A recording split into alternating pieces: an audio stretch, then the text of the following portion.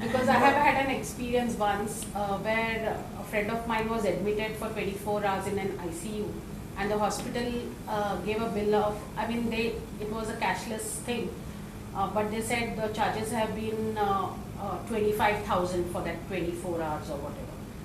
But the claim was not going through because it was taking time, and she wanted to get discharged. So her husband went to the hospital and said, I will pay with my own money, I'll pay the cash. And they charged 7,500. So that doesn't match at all.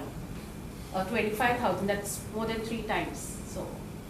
So, I mean, that's definitely a challenge where, hospitals, have an incentive, and I can see some smiley faces, they must be from the hospital side.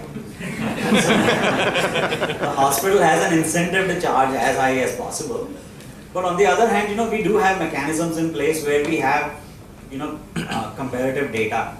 So we know, what the actual charges are across various hospitals. So we do that comparison as well. We have negotiated rates with most of the hospitals.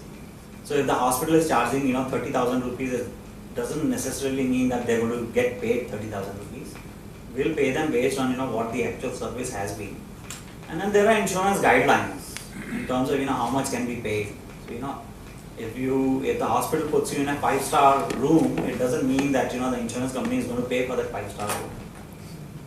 The insurance company and the TPS have negotiated contracts with most of the hospitals, and we pay based on that. But you're right, I mean, that's a challenge, right? Yes. But it's like any other business, and in this health insurance business, which is relatively new in the market, it's going to take some time for standardization to come in, and for various processes to be set in. And I think eventually, I mean, just like in the US, all the US is such an advanced market, but the amount of fraud that goes on in the US is pretty large too. So, but I think standardization will make it easier over a period of time. So I had a question on the money expenses part of it. In the initial years after your startup, you said you did it yourself. You did not accept any money from outside. So how many months did you really think that you wanted to keep the capital for running for how many months? Because all these new expenses come in, and did it put you under any pressure at time? Yes, what was the capital investment that you did when you did your bootstrapping? You had a $2 million or something like that check. No, I did not use that. No, you did not. So what was the investment? Was it in that space? To start MD India? Yes. My investment was at that time 2.5 crore rupees, so it is $500,000. Okay, and that you put yourself? That I put myself. Okay. No, so the thinking process about how You're fast talking you should about how burn long cash. the cash flow should be. Yeah, how do you think valid. about burning cash? So you did not hire any maybe expensive people. You said that you wanted to hire you wanted to hire good talent that time. What was the thought process in burning cash slowly, or just putting more capital? How to manage that situation in the beginning years? So I think again every situation is going to be different.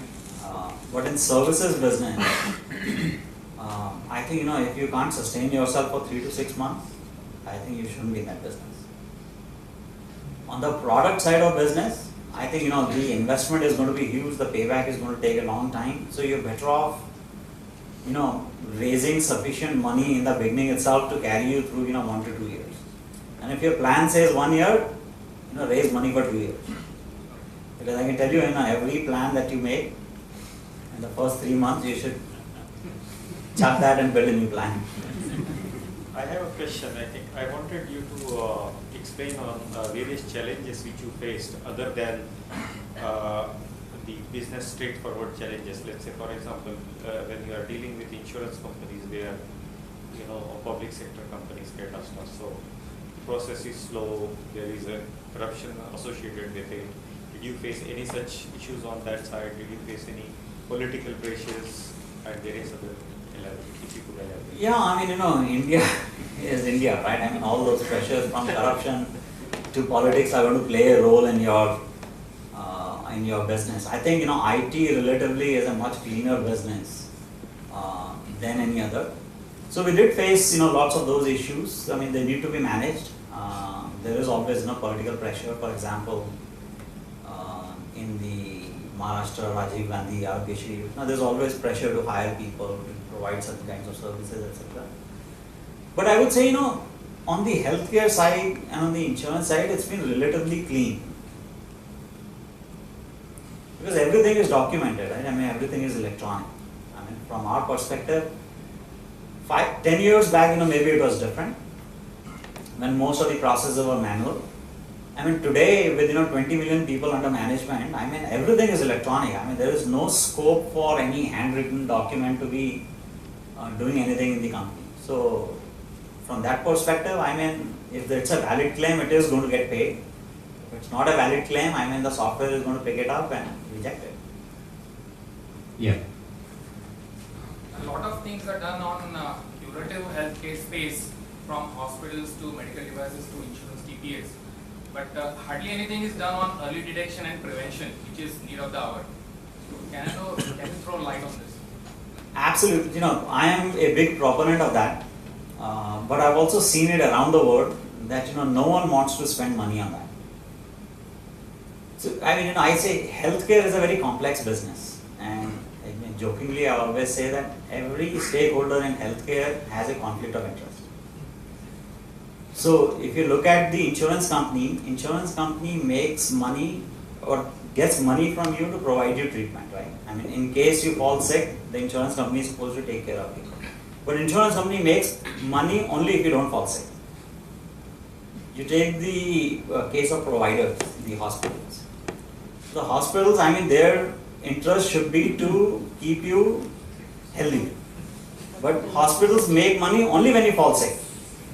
And you look at policyholders always want to pay the premium, but they want to get more than the premium, in spite of the fact that they get more than the premium only when they're sick. So, people still, they want to fall sick so that they can at least recover. I've paid 10,000 rupees, so let me at least get 50,000 out of it. On a second note, can we propose that if we cover OPD for masses, we can prevent the inpatients, the IPD part, which is taking a huge toll.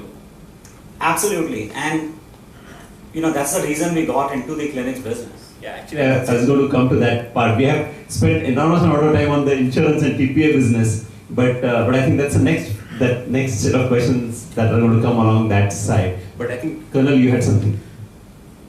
In US, TPA insurance companies are after hospitals. Why are you keeping that patient in the hospital still? Do you do such things here? No, at this point of time, no.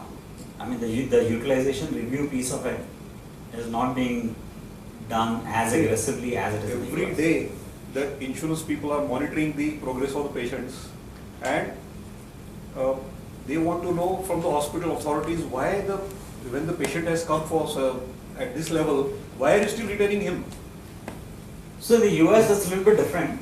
Here in India, I mean, at this point of time, it's very difficult for us because the numbers are huge.